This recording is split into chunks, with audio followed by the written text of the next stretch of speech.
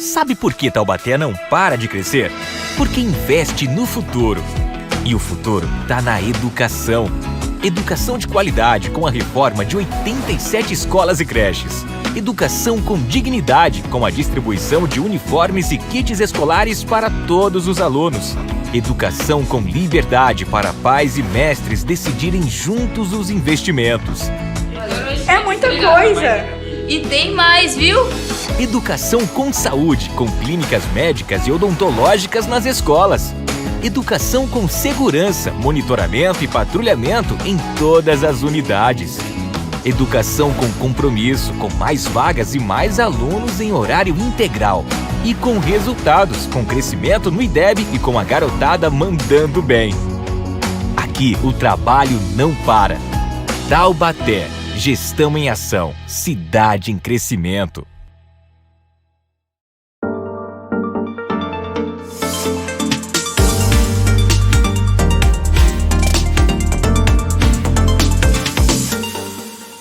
Olá, estamos dando início a mais um Talk Mais, que é o podcast do portal SP Rio Mais.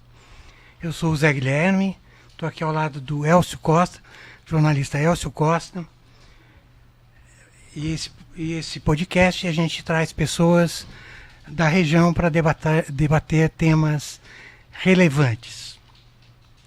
O nosso convidado de hoje é o Rui Gonçalves, diretor de cultura do Instituto Em Voz, que é um instituto que fomenta empreendedorismo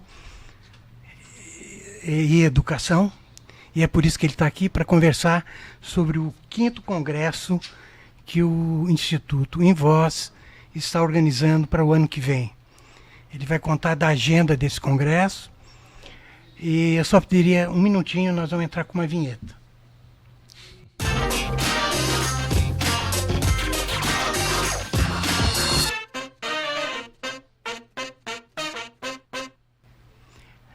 Continuamos bonito na vinheta. Bom dia, Rui. Bom dia, bom dia. É um prazer receber você aqui. Prazer é meu. A gente quer saber como é que estão os preparativos para o congresso de educação. Legal, a gente está com as inscrições abertas já. O congresso ele vai ser realizado em maio do ano que vem, mas nesse 5º congresso a gente está trazendo algumas novidades. E acho que uma das principais é que a gente agora quer tornar visível e apresentar para a sociedade os projetos dos educadores que estão fazendo a diferença em sala de aula. A gente acredita que tem muita coisa boa sendo produzida na rede pública de ensino, mas são projetos que estão muito ligados ao educador que tem a ideia e aplica para os seus alunos. Isso precisa ser conhecido, precisa ser compartilhado, e aquilo que é bom e pode ser replicado, que seja replicado. Mas para isso a gente precisa dar visibilidade. Então o congresso esse ano, depois de 4 anos debatendo bastante, a gente escolheu também ter, além do debate, esse concurso que vai oferecer aos educadores a chance de inscrever os seus projetos pedagógicos inovadores para um processo de seleção. E os melhores serão premiados no congresso no ano que vem. O congresso vai ser realizado nos dias 24 e 25 de maio. Então, no dia 25 de maio, no dia do encerramento do congresso, a gente vai entregar o troféu Osiris Silva a esses educadores que estão inovando. E o nosso desejo é que, ao ser visto, eles sejam copiados, que mais escolas possam adotar esses projetos na educação dos seus estudantes. As inscrições já começaram. Começaram no dia 1º de agosto, vão até o dia 15 de outubro. Então, o projeto pedagógico e inovador, então mesmo que o professor tenha uma ideia e ainda não tenha começado a implementar, dá tempo, porque ele pode fazer a inscrição agora, realizar esse projeto ao longo desse semestre e apresentá-lo como resultado só no comecinho do ano que vem, porque é só em janeiro que os professores vão entregar os seus projetos lá, de acordo com as regras do edital, que já está disponível no site, e aí eles vão ser avaliados para a premiação em maio. Então, mesmo que o projeto ainda não não tenha sido colocado em prática, ou tenha sido colocado em prática muito recentemente, dá tempo de fazer todo o desenvolvimento necessário ao longo desse semestre para apresentá-lo só documentado em janeiro do ano que vem. Então, por isso esse prazo grande entre Sim. a abertura da inscrição e o congresso. Exatamente. A gente teve essa ideia de fazer a inscrição com bastante antecedência para dar tempo que os educadores possam efetivamente ter condições, tempo suficiente para aplicar o projeto, documentá-lo, inscrevê-lo dentro do congresso, passar pela avaliação da comissão organizadora, para lá em maio do ano que vem a gente poder fazer a premiação. Agora, deixa eu só entender uma coisinha, para a gente poder fazer uma perspectiva histórica, né? Jornalista gosta dessas coisas. Né? Tentar Nós entender- somos 3 jornalistas aqui. Tentar entender de onde viemos e para onde vamos. Exatamente. Uhum. Nós temos 4 congressos Já e realizados. já realizados, e esse agora trazendo a experiência da sala de aula para abrir esse debate. Uma espécie de... Isso oxigena esse cronograma de debates até agora. Como é que a gente consegue colocar a experiência que vocês estão trazendo agora, a introdução da experiência da sala de aula dentro do cotidiano de um debate, de um congresso, para essa série de congressos que foram feitos até agora, esses 4 feitos pelo Invox? É legal se você assistir, digamos assim, se você pegar as gravações dos 4 congressos anteriores e assistir, é como se você estivesse assistindo uma sequência de um programa único. Então a gente vem ano Maratona após ano. Netflix. É, uma Netflix da educação. Cada ano a gente escolhe um tema que é a evolução ou o desdobramento do tema tratado no ano anterior. Então a gente começou lá atrás tratando dos desafios da educação. Quais são os principais problemas que a educação tem? E aí trouxemos as pessoas que tinham essa visão e por onde era o caminho que esses problemas podem começar a ser sanados. A gente fala muito dos problemas da educação e a gente esquece que não são só problemas, tem muita coisa boa. Então, quando a gente fez o diagnóstico de quais são os problemas, a gente passou a tratar nos congressos seguintes de como esses problemas vêm sendo tratados, vêm sendo solucionados, que problemas novos vão surgindo e como é que a gente tem lidado com eles. Então, a sequência de congressos é um corpo único que vai evoluindo. Na edição de 2022, a gente abriu as portas pela primeira vez para os estudantes. Então a gente colocou na plateia do auditório do Parque Tecnológico educadores, gestores educacionais e alunos na mesma plateia. E foi uma experiência, assim, ela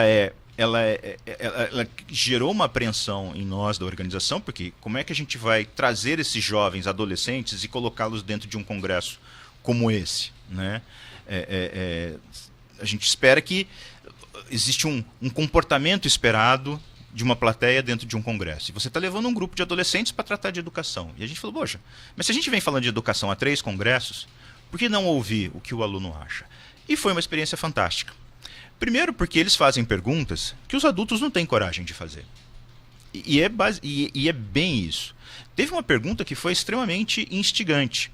Um dos educadores que vinha ali defendendo todo o processo de melhoria da educação pública, de uma instituição do terceiro setor que trabalha muito profundamente e tem projetos maravilhosos para a melhoria da educação no país, foi perguntado por um estudante se o filho dele estava matriculado numa escola pública ou numa escola particular.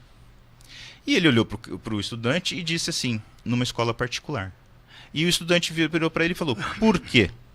Se você defende a qualidade da educação pública, por que o seu filho não estuda numa escola pública? Então tem algumas coisas que a gente precisa ouvir um adolescente perguntando para te tirar do local de conforto de onde você está falando e poder efetivamente promover uma mudança.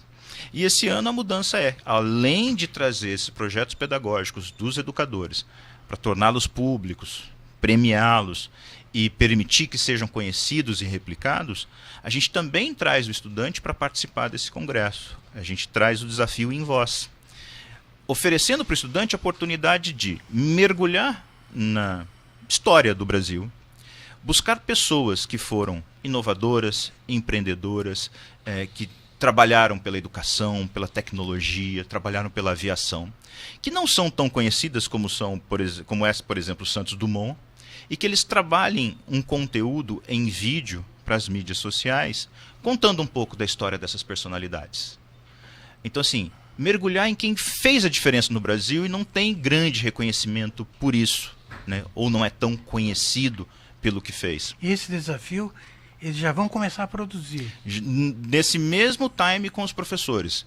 Então, como as inscrições estão abertas agora, os educadores se inscrevem, os alunos se inscrevem, ou os educadores podem inscrever os seus alunos, estimulem esses estudantes a produzir esses conteúdos, são vídeos curtos, baseados em tecnologias que estão disponíveis na internet, nenhum programa sofisticado, não precisa contratar uma produtora para fazer o vídeo, a gente quer que eles façam com o que está disponível na internet, um vídeo, com o formato que ele achar melhor, com a linguagem que ele achar melhor, para contar essas histórias, mostrar essas atividades de gente que fez a diferença no país e que muitas delas nem são tão conhecidas assim.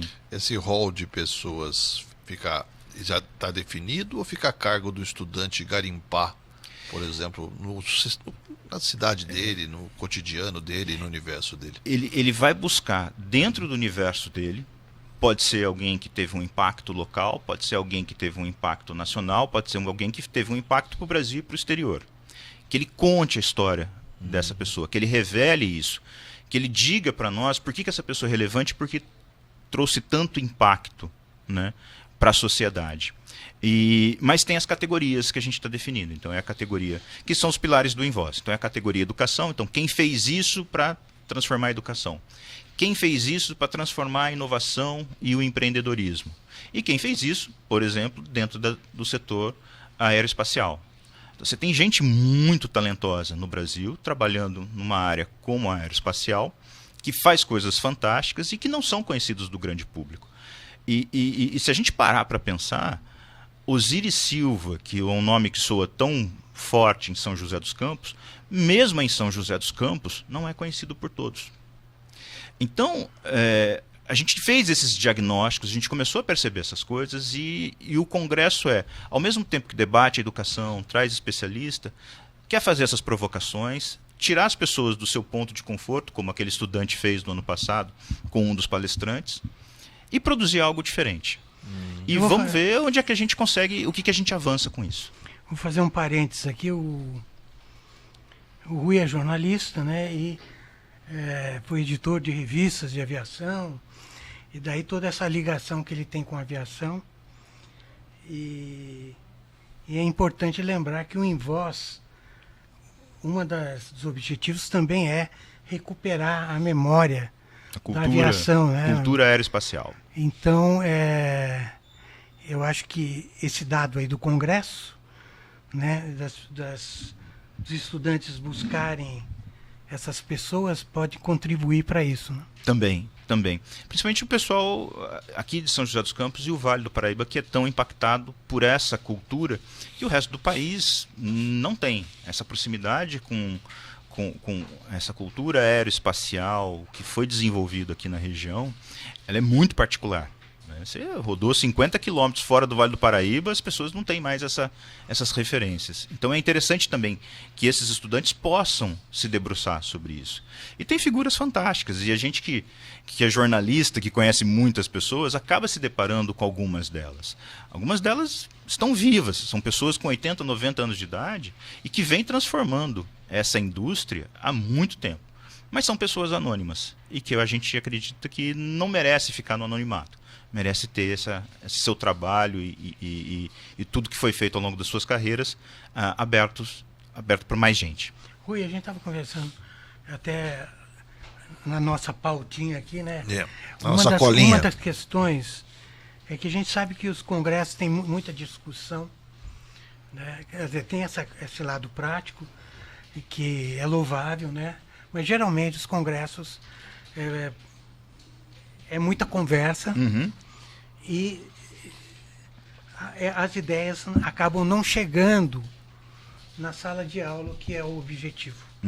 Há no meio do caminho uma série de barreiras, de desvios. A pessoa levanta do congresso e vai para casa e esquece tudo que debateu. Exato. Como é que faz para chegar essas soluções, essas ideias encontradas nos debates, para que efetivamente ela chegue lá na sala de aula?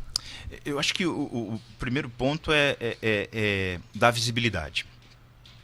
Eu acho que se você, em qualquer carreira profissional, você está tocando a sua vida e você vê que alguém, um par seu, em um outro lugar, está fazendo algo bastante interessante que funciona, você tende a replicar uma boa prática que foi vista. Então, acho que a visibilidade ela é fundamental. E a gente tem hoje a certeza que nem tudo que é feito é visto. E vamos dar um exemplo bastante claro. A professora Débora Garófalo, que foi, acredito que foi em 2018 ou 2019, finalista de um prêmio de educação mundial e foi até Dubai representar o Brasil, ela passou anos desenvolvendo uma atividade dentro de uma escola pública em São Paulo de fazer robótica com sucata. Ela precisou ser vista internacionalmente para que aquele projeto dela ganhasse proporções e ela recebesse uma cadeira dentro da Secretaria de Educação para estimular que aquele projeto que nasceu dela pudesse ser replicado em outros lugares. Então, se esse exemplo da Débora Garófalo aconteceu, muito provavelmente ele não é único. Deve ter muitos outros professores fazendo coisas muito boas. Provavelmente nem todas elas, certamente nem todas elas vão ter a visibilidade que a Débora Garófalo conseguiu, mas que a gente precisa tornar isso visível. Então, trazer isso para o público é uma forma de estimular um outro educador a se inspirar numa ideia e replicar.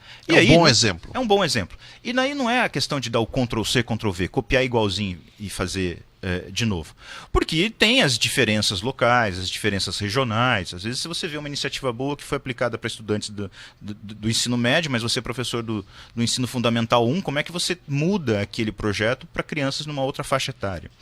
Mas o importante é dar visibilidade. E aí é o que a gente quer fazer esse ano. Então, o congresso que sempre foi de um dia, esse ano será de 2. Serão 2 dias. Para que a gente tenha mais tempo para poder abordar não só a teoria, não só o debate, mas poder estimular a questão prática, poder ter outras atividades acontecendo junto com o Congresso que integrem o debate da educação com a realidade da sociedade. E aí, do que eu estou falando, por exemplo? A gente tem um nível de desemprego elevado no país. Uma taxa de desemprego de 8% não é uma taxa de desemprego que pode deixar a gente confortável. Se você for lá e quebrar a taxa de desemprego, você vai descobrir que o desemprego é maior para quem tem menos qualificação. Não são só os 8%. O número é mais. Muito provavelmente o dobro. Aí você vai na indústria aqui da região, que trabalho necessita de trabalhadores mais qualificados para operar equipamentos, para operar computadores, software e tudo mais. Eles têm dificuldade de contratação. Se você tem mão de obra não empregada e você tem vaga não preenchida, você tem um problema sério. E onde é que está o problema? O problema está na formação profissional, que começa aonde? Dentro da escola. Quando você coloca uma criança para dentro da escola e começa a dar para ele todo o conhecimento que a educação transfere para uma pessoa. Se eu não consigo fazer com que esse aluno se engaje na educação, se eu não consigo fazer com que esse aluno desenvolva a curiosidade, se eu não consigo fazer com que esse aluno aprenda língua portuguesa e matemática minimamente, quando ele chegar aos 18 anos, 16, e ele for tentar buscar um emprego, ele não tem qualificação. E às vezes ele não tem nem condições de ser treinado para uma atividade específica porque falta repertório. Então, os empresários já perceberam que não adianta eles ficarem de braço cruzado, porque esse sistema tem um problema e que não leva as pessoas em condição para se inserir no mercado de trabalho quando ingressam na vida adulta. Então, é um problema que o empresariado também precisa olhar. Agora, o empresário vai ter que fazer escola? O empresário vai ter que dar aula? Não, não é isso. O empresário tem que entender que faz parte dos problemas que esse país tem e que o afetam na sua atividade produtiva, o cuidado com a escola. Eu vou ser um estudante petulante. Aquele da pergunta que incomoda. Um estudante ativo. Eu queria saber o seguinte, o cara pode perguntar para esse empresário, por que tem escola para rico e escola para pobre? Uhum. Né? Como fazer para essa... como é que você une, pegando a carona na escola, a minha pergunta é para aí também, né? Como é que você une nesse discurso a escola particular e a escola pública, que são universos totalmente diferentes? Na minha carreira como jornalista, eu fiz algumas entrevistas que foram grandes aprendizados para mim. Uma dessas entrevistas foi com Cristóvão Buarque, ex-senador, ex-reitor da Universidade de Brasília, foi governador do Distrito Federal, ex-ministro da Educação, demitido por telefone, porque defendia uma educação básica como prioridade antes dos investimentos na educação superior. Então é uma pessoa que tem muito o que dizer sobre educação. E o Cristóvão Buarque trata justamente desse tema, sobre escola para uma classe social e escola para outra classe social. E no entendimento dele, que eu concordo, a gente tem um problema de cultura no país. A gente tem não é só um problema de eu não tenho escola para todo mundo, então a iniciativa privada supra essa falta. Porque não é isso. A educação pública, hoje, tem 80% dos estudantes do ensino fundamental e médio matriculados em escolas públicas. Só 20% estão nas escolas particulares. Então não é um problema de acesso. É um problema de precisamos melhorar a qualidade da educação. E aí o Cristóvão Buarque, ele aponta para duas grandes dificuldades que precisam ser solucionadas. A primeira delas é em relação à diversidade de projetos que são colocados em práticas. Por quê? Porque as escolas estão subordinadas às prefeituras e cada prefeitura tem uma realidade. Então os primeiros anos estão na mão das prefeituras. Cidades melhores estruturadas, cidades mais ricas, conseguem oferecer mais pela sua educação local do que cidades menores. Você tem um problema da desigualdade da formação dos professores, do acesso desses professores à qualificação. Então você já começa, dentro da forma como a gente administra a educação no país, seja ela pública ou privada, a gente já faz essa distinção entre umas escolas que têm melhor estrutura e escolas que não têm tão boa estrutura. E aí ele aponta para uma outra questão, que é uma questão cultural, que eu acho que quando a gente abre o microfone para debater isso, a gente começa a colocar essa pergunta que incomoda na cabeça das pessoas. A cultura brasileira, que está inserida na cabeça de todos nós, eu educo o meu filho para que ele tenha um bom emprego e tenha um bom rendimento. Eu não educo o meu filho para que ele tenha uma base cultural, que ele conheça o seu país, que ele conheça os desafios sociais que precisam ser corrigidos no seu país, que ele consiga interpretar quais são as oportunidades que existem lá fora, e a partir disso eu escolho uma carreira que vai me trazer rendimento. Simplesmente eu vou colocar o meu filho numa boa escola para que ele tenha um bom emprego. Se ele vai passar por um vestibular difícil, se ele vai prestar um concurso público, aí é com ele. Mas eu vou garantir que ele saiba a resposta certa para um teste que será feito ao longo da vida dele. E não é formando gente para teste que a gente vai mudar a sociedade. Eu acho que esse é o grande desafio que a gente tem. Por isso que é importante a gente abrir o espaço para que escolas públicas e escolas privadas possam dividir o mesmo espaço e conversar, para que os professores ouçam seus estudantes, dividam a plateia com eles, para que quando a gente premia um professor por um projeto pedagógico interessante, a gente premia o estudante porque participou de um projeto pedagógico interessante. E aí são atitudes que começam a mudar uma cultura que vem sendo construída há décadas. A gente não vai resolver o problema da educação no ano que vem, mas a gente colocou isso em prática. Quem sabe se o Invoz durar 100 anos e a gente continuar com o Congresso até a 100ª edição, a gente possa estar falando daqui a um século de uma educação transformada. Agora, pegando aquele exemplo que você deu da professora que estava na periferia de São Paulo, fazendo robótica com sucata, que ela precisou fazer um looping, né? Ela precisou ser reconhecida no exterior para voltar, em Dubai, para voltar para ser reconhecida em São Paulo. Né? Isso mostra que nós estamos com os sinais invertidos, né? E esse exemplo não é um exemplo isolado. Não. Temos vários exemplos assim. Por que esse sistema funciona dessa maneira e não funciona, da sua experiência com esses 4 congressos, com a elaboração do 5º congresso, com a experiência dentro do Invox, por que esse sistema funciona de um jeito tão estranho, tão de cabeça para baixo. Eu tive a oportunidade de fazer uma série de entrevistas para tentar explicar os desafios da educação no Brasil. Isso foi em 2018, foi um projeto da Quero Educação, uma startup aqui de São José dos Campos. Então a gente fez 10 episódios entrevistando pessoas que pudessem explicar o porquê que a educação no Brasil está desse jeito. E a entrevista com o Cristóvão Buarque foi a de abertura dessa série.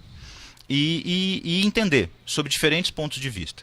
O ponto de vista do gestor educacional, do pesquisador, daquela pessoa que está estudando políticas públicas, o do educador, que está na frente dos estudantes, e dos estudantes que, poxa vida, a educação transformou a vida de cada um deles. E o que eu percebi quando eu fui até a escola da Débora Garófalo entrevistá-la, porque ela também foi uma das entrevistadas, me assustou duas coisas. A altura do muro e a quantidade de grade. A escola onde ela lecionava é uma escola que, para você entrar, é muro alto, portão fechado, tranca, você chega até uma porta, grade, cadeado. O elevador, a escola tem 2 andares, tem um elevador, porque é necessário para quem tem dificuldade de mobilidade. Se você tiver um aluno em cadeira de rodas, você precisa ter acessibilidade. Né? Então a escola dela tem um elevador. Para você acessar o elevador, alguém tem que vir com uma chave, abrir um cadeado, abrir uma grade, um portão na porta do elevador para você ingressar. Então, numa escola que tem tanta grade, tanto cadeado, a gente tem um problema que está muito além do problema educacional.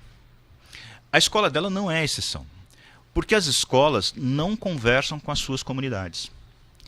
Então, uma escola dentro de uma comunidade carente, a pergunta que a gente tem que fazer é por que é necessário tanta grade e tanto cadeado? É para preservar o estudante? É para preservar o patrimônio? É para preservar os computadores que estão dentro de um laboratório? Se a sociedade depreda e rouba uma escola, a ponto da escola parecer um presídio de tanta grade cadeado, a gente tem um problema seríssimo na nossa sociedade. Então, a grande transformação que precisa ser feita é uma transformação do entendimento do que é a escola, do papel dela dentro de uma comunidade, do respeito que esse espaço precisa ter das pessoas que estão na vizinhança, né, a ponto de que não seja admissível alguém vandalizar ou furtar algo dentro de uma escola. E essa escola precisa estar integrada, não só com os estudantes, mas com as suas famílias. Então a gente tem problemas mais importantes que precisam ter trabalhado, mais importantes não, tão importantes, que também precisam ser trabalhados nesse processo de transformação. Então, eu preciso olhar para o educador que trabalha nessas condições e saber também como oferecer para ele novas oportunidades. Como é que ele vai conseguir aplicar diferentes métodos para educar crianças com históricos completamente diferentes.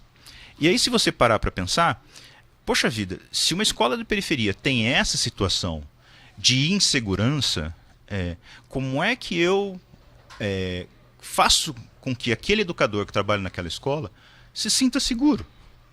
Seguro a ponto de desenvolver o seu trabalho e poder desenvolver os seus projetos.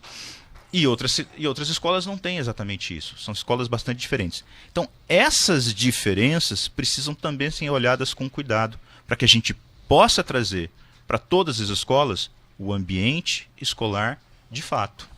Rui, a gente tem problemas ainda aí no cadeado, na dificuldade de na falta de rede de esgoto. E ao mesmo tempo a gente está vivendo o avanço da tecnologia e que parece até que não dá para conviver as duas coisas, né? Mas convivem, né? Sim, sim. A gente tem essas duas realidades convivendo. A gente vê a tentativa de implantação de salas de computadores, de laboratórios e tal. Mas esses laboratórios vão ficar fechados com cadeados também? Quem é o que vai dar aquela aula, né? A pessoa capacitada para dar aquela aula está ali. E não é só colocar a criança na frente do computador, é estimulá-la a ter curiosidade, a estimulá-la a fazer um uso adequado daquela tecnologia. Esse é um tema que o Congresso vai abordar, do ponto de vista das inovações tecnológicas? Esse é um tema que perpassa todos os congressos.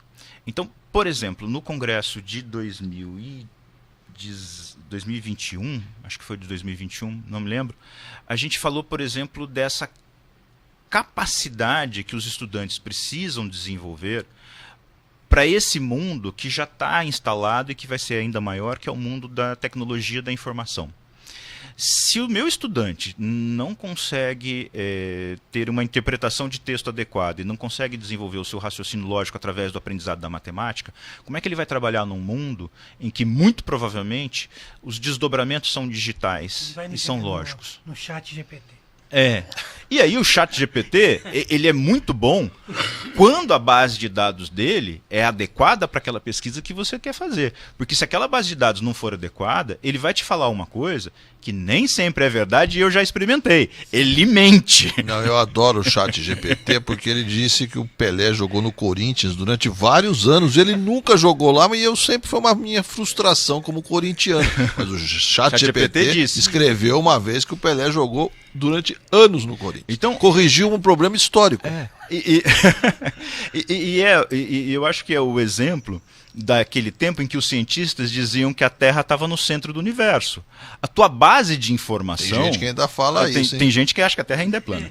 Mas a tua base de informação levava a acreditar que a Terra estava no centro do universo. Qual era a base de informação? Era a observação. Poxa vida, se eu estou parado, eu sinto que eu estou parado, e eu olho para o espaço e eu vejo os planetas e as estrelas se movimentando, eu sou o centro, está tudo girando em torno de mim. Era um problema conceitual. Dependendo da pesquisa que você fizer no chat GPT, dependendo da base de dados que ele te consultar, vai ter problemas conceituais. E ele vai acreditar que aquilo é verdade. Então, se você não tiver condições de interpretar isso, você cai no quê? Numa mentira. Que a gente hoje passou a chamar de fake. Fake é alguma coisa. Então, se eu não tenho a capacidade de interpretação de texto, se eu não tenho o meu raciocínio lógico desenvolvido, eu tenho problema de empregabilidade, eu tenho problema para interpretar o mundo em que eu vivo. E principalmente o mundo que chega para mim através das mídias sociais. Eu vi um especialista falando em letramento midiático. Letramento midiático, educação midiática. E os estudantes precisam entender como construído, como são construídas as informações. Uhum. Para ele poder saber o que é uma fake news, o que é uma coisa plantada, o que é uma coisa ideológica, né? Uhum. Essa questão é uma questão importante, né? Importantíssima, importantíssima, porque se você não tiver a informação correta, você toma a decisão errada. Se você está no seu ambiente de trabalho e chega um relatório para o diretor mal feito, mal apurado, e o conselho da empresa vai tomar uma decisão, ele toma uma decisão errada. E isso pode quebrar uma empresa, dependendo da escala. Se isso acontece na tua vida, você direciona a sua vida para o caminho errado. Então, tem algumas coisas que a gente nunca deu muito valor e que precisam ser dados valores. O valor ao o entendimento de um texto, a decodificação daquela informação e a sua interpretação, o raciocínio lógico, a formulação de hipóteses e os processos comunicacionais, eles são fundamentais. Porque sem eles, a matemática vai ser feita, né, o cálculo na frente vai ser feito em cima de bases erradas. E você não tem um resultado certo para uma conta que começa com valores errados. Então, tudo se volta para a escola. E a responsabilidade dos educadores fica cada vez maior. Porque a sociedade vira, mas é um problema da escola. A escola é que tem que ensinar isso. Se você acha que a escola tem que ensinar isso e você está de costas para a sua escola, a ponto dela precisar ter grade e cadeado, a gente tem um problema sério. Então a gente precisa voltar o olhar para a escola, entender qual é o papel da escola, qual é o papel do educador, valorizar o educador dentro da sociedade. Estou falando de uma valorização de carreira e da importância social. Não estou falando ainda nem de salário. Eu estou falando de passos anteriores, de você poder olhar para um professor e não olhar para ele e dizer assim, coitado, trabalha muito, ganha mal. Não é isso, a gente não pode aceitar. A gente precisa entender o papel desse educador, a gente precisa entender que a gente precisa formar bem nossos educadores, para que eles possam formar bem os nossos filhos, para que os nossos filhos possam fazer a transformação que a nossa sociedade precisa. Se eu ficar relegando para 80% da sociedade que acessa o ensino pelo caminho público um ensino de melhor qualidade, mantendo para 20% da sociedade uma escola privada, teoricamente de melhor qualidade, porque ser privada não significa que ela é melhor, e aí basta mergulhar nos dados do IDEB, dos programas todos que medem a qualidade da educação, o quanto efetiva é uma educação. Tem escola privada muito pior do que escola pública. Então a gente precisa primeiro quebrar esses conceitos que estão estabelecidos sem serem questionados. E aí a posição daquele estudante que foi lá e perguntou para o educador se o senhor que defende a escola pública tem seu filho numa escola pública ou particular, essa é a pergunta que a gente precisa fazer. E essas são as perguntas que incomodam. Eu vou encaixar uma pergunta mais ou menos nesse quadrante. É a nossa última pergunta, que a gente está chegando ao final. Mas já? Não, papo bom passa rápido. O Vale do Paraíba como um todo tem bons exemplos dentro das escolas públicas, né? São José, Taubaté, Jacareí, tem bons exemplos dentro das escolas públicas. Não vou citar outras cidades, mas vários exemplos. Qual a expectativa de vocês? O que vai trazer uma escola pública e a escola privada, por exemplo, para o Congresso do ano que vem? Como é que elas podem se encaixar? Ter uma sinergia do que simplesmente aprofundar um fosso imaginário, às vezes, que a gente cria, né, dentro da cabeça da gente. Como é que eles conseguem, o que eles vão trazer, a expectativa de vocês para esse congresso? Eu não sei se eu estou sendo Caprichei muito... na última pergunta? Então tá bom, obrigado. Estou quase aumentando a entrevista. Vamos botar mais uns 15 minutos aí. Eu não sei se eu estou sendo otimista demais, mas eu acredito que as pessoas erguem muros invisíveis entre elas. Otimismo é bom de vez em quando. Quando o Congresso convida gente da esfera pública e gente da esfera privada para dividir o mesmo palco para sua fala, para dividir a mesma plateia, para sentar lado a lado, a gente está tentando quebrar esses muros invisíveis que foram colocados ali, a gente nem sabe por quem, né? E estabelecer o contato. A gente já sabe que muitas escolas públicas de São José dos Campos têm uma boa relação com outras escolas, muitas escolas privadas têm boa relação com escolas públicas. Já tem trocas. Mas, de novo, assim como a professora Débora Garófalo, que era um projeto pessoal dela, ali o de robótica, muitas vezes essa conexão entre uma escola pública e uma escola privada e alguma espécie de troca, ela está relacionada pura e simplesmente porque tem um gestor numa escola e tem um gestor na outra escola que por acaso já se conhecem, que participaram de um congresso e se conheceram ali e por iniciativa própria estabeleceram essa ligação.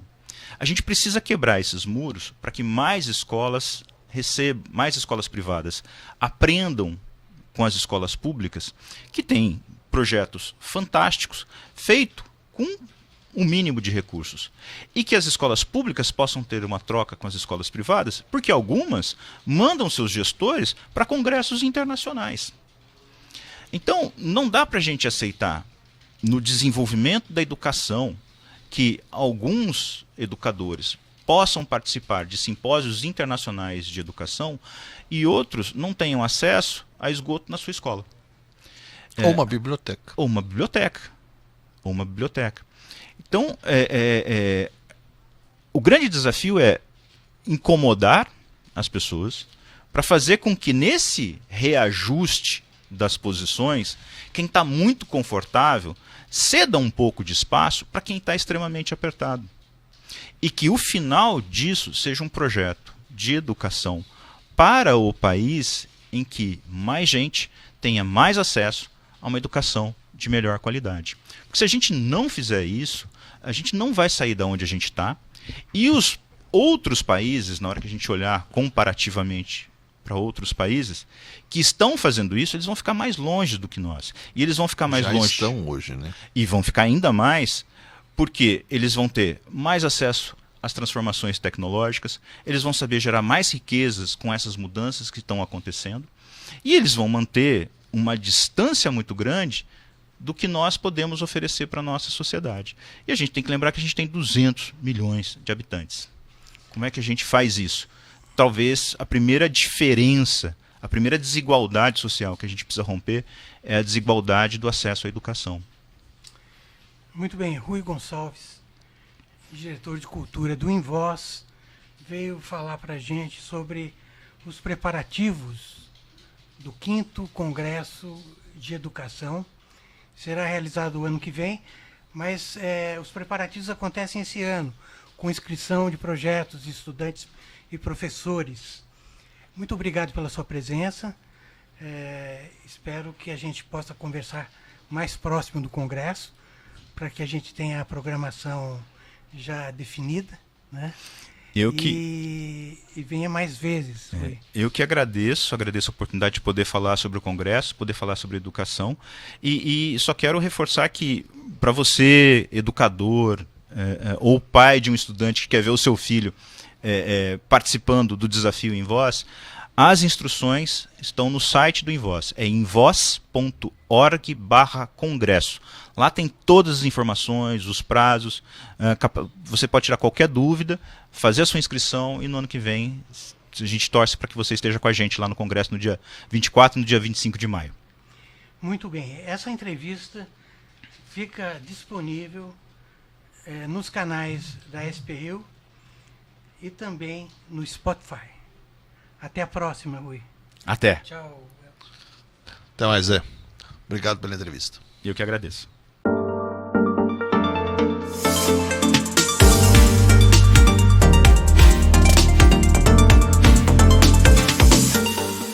Sabe por que Taubaté não para de crescer? Porque investe no futuro. E o futuro está na educação. Educação de qualidade com a reforma de 87 escolas e creches. Educação com dignidade com a distribuição de uniformes e kits escolares para todos os alunos. Educação com liberdade para pais e mestres decidirem juntos os investimentos. É muita coisa! E tem mais, viu? Educação com saúde, com clínicas médicas e odontológicas nas escolas. Educação com segurança, monitoramento e patrulhamento em todas as unidades. Educação com compromisso, com mais vagas e mais alunos em horário integral. E com resultados, com crescimento no IDEB e com a garotada mandando bem. Aqui o trabalho não para. Taubaté, gestão em ação, cidade em crescimento.